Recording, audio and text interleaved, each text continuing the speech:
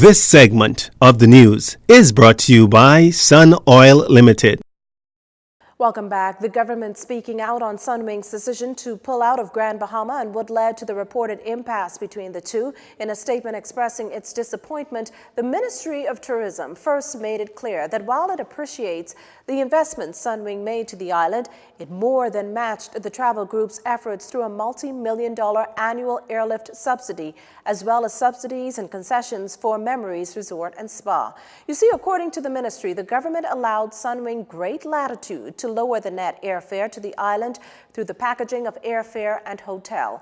However, the group's further demands for the government to restore the $250 instant air credit and exemption from requirements protecting Bahamian labor and employment was simply beyond the bounds. Apart from the subsidies, the ministry also reportedly invested thousands of dollars into television, radio, out-of-home, digital, and social media advertising, specifically tied to promote Sunwing's flights into Toronto, Vancouver, and U.S. cities. This, along with travel trade show participation, consumer travel and adventure shows, special advertising inserts in wedding, family travel, and group publications, webinars to train travel agents on Grand Bahama, sales calls to travel agents, e-newsletter features on GB to Tourism's travel agent database, familiarization trips for top sales agents, deals and offers promoted broadly via email, and live remote TV broadcast with top Canadian morning show. Further, Tourism Minister Dionisio Diaglo made it clear that we do not negotiate with partners in the public domain, but we will continue to value Sunwing's partnership and be very transparent in our dealings. He also at the time stressed that Grand Bahama remains a priority as the push continues to rebuild its tourism product and create demand. In other news, the Princess Margaret Hospital is undergoing a renaissance in health, and that calls for breaking up the existing model and starting over. Infrastructurally, beds have been taken out of commission, the children's and maternity wards have been redeveloped, and a new CAT scans to be installed. But what about its revenue woes? Health Minister Dr. Dwayne Sand says, for one, there's a policy that dictates that civil servants do not have to pay.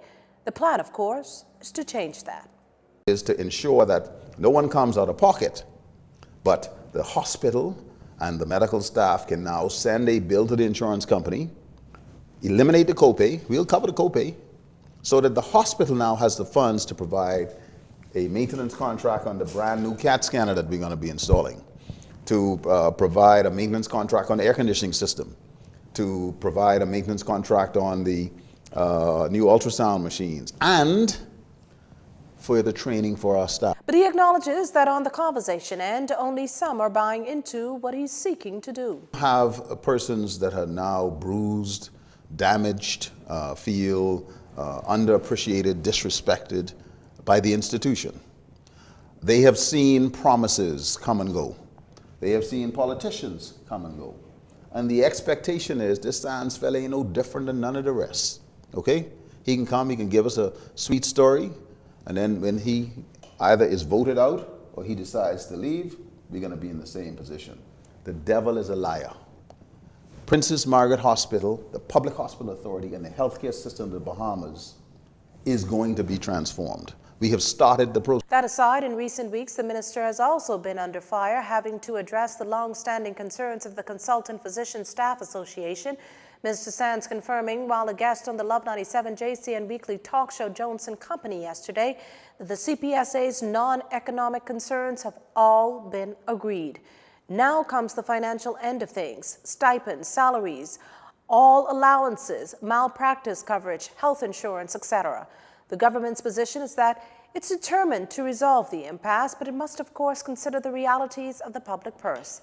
The minister has stressed then that while it would be wonderful to compensate the doctors and nurses at first-world rates, the government's unable to, and therein lies the challenge. But the government is minded, he said, to, as he put it, make some positive movement to accede to some of the CPSA's demands. The issue will be that you need to be able to deliver on what is committed or what is promised.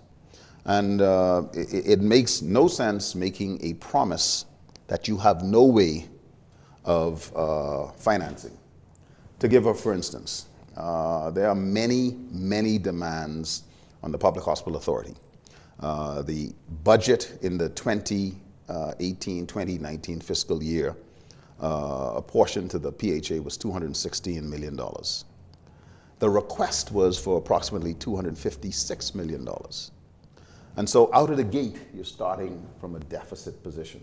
As for national health insurance, Minister Sands promises that more will be said about that in a few weeks. Lunch breaks typically used for grabbing a bite, school pickups, or socializing with colleagues, but for the past several months, the staff at the Ministry of Public Works have swapped traditional lunch break activities to hone in on lectures on stimulating subject areas. Each Thursday since March, the ministry has created a forum where speakers present during a distinguished lecture series. The 30 to 45-minute presentation sessions are done in an informal setting in the conference room. Works Director Melanie Rhodes says the lecture series was established to present specific and general knowledge applicable to all sections, adding that the information is provided for everyone to enhance their knowledge base and productivity. Since its launch, speakers include employees and private sector representatives presenting on topics of common interest, including potholes, drainage, hurricane preparedness, auditing capital projects, road maintenance and traffic management, the Hawk pedestrian crossing, and good design and your role. Works Minister Desmond Bannister says the lecture series is about bringing staff together and allowing them to have an appreciation for its purpose and focus. Our final story is up next. This segment of the news has been brought to you by Sun Oil Limited.